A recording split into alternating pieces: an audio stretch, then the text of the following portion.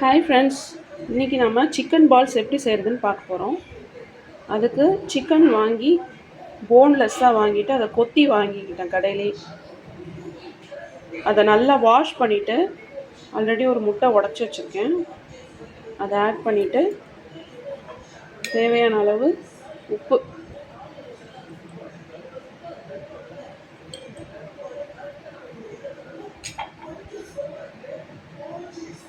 போட்டுட்டு நான் ஆல்ரெடி மாவு அதில் ஆட் பண்ண வேண்டியதெல்லாம் போட்டு வச்சுருக்கேன்.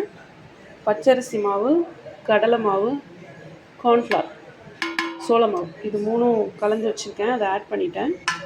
அப்புறம் கொஞ்சம் இஞ்சி பூண்டு பேஸ்ட்டு இதை ஆட் பண்ணிவிட்டு நல்லா மிக்ஸ் பண்ணணும். மிக்ஸ் பண்ணி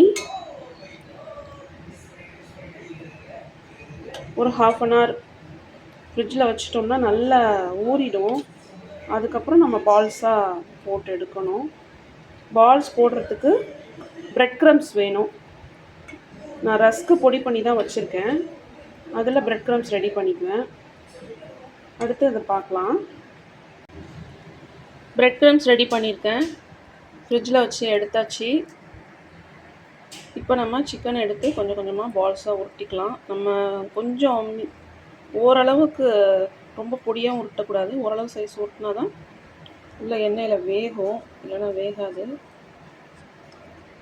அந்த மாதிரி க்ரம்ஸில் போட்டு கரெக்ட்னாலே பால்ஸ் மாதிரி வந்துடும். அவ்வளோதான். இதை நம்ம எண்ணெயில் போட்டு பொரிச்சு எடுத்து சாஸோடையும் சாப்பிட்லாம், அப்படியே சாப்பிட்லாம். நல்லாயிருக்கும். ட்ரை பண்ணி பாருங்கள். நான் இப்போ அடுத்து எண்ணெயில் பொரிச்சு காமிக்கிறேன். கொஞ்சமாக எடுத்து க்ரம்ஸில் போட்டு பரட்டி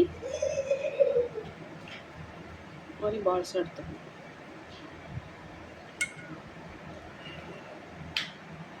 பால்ஸாக பிடிச்சிக்கணும்.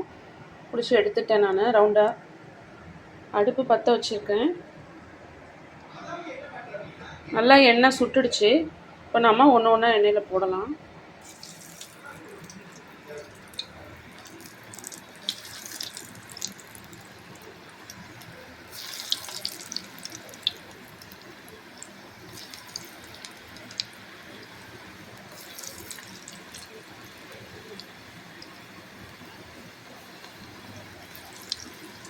கொஞ்சம் மீடியம் ஃப்ளேமில் போட்டு தான் பொரிக்கணும்.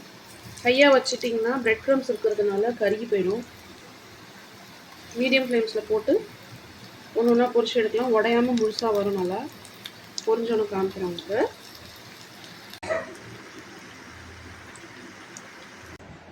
சிக்கன் பால்ஸ் ரெடி ஆகிடுச்சு. இது சாஸ் தொட்டுட்டு சாப்பிட்டா நல்லாயிருக்கும். அப்படியே சாப்பிட்லாம். வீட்டிலேயே செஞ்சதுனால இது கிட்ஸ்க்கு வந்து ரொம்ப சேஃப்டி தான் கொடுக்குறது. ட்ரை பண்ணி பாருங்கள். பிடிச்சிருந்தா சப்ஸ்கிரைப் பண்ணுங்கள், சேனலை லைக் பண்ணுங்கள், ஷேர் பண்ணுங்கள், கமெண்ட் பண்ணுங்கள். தேங்க்யூ.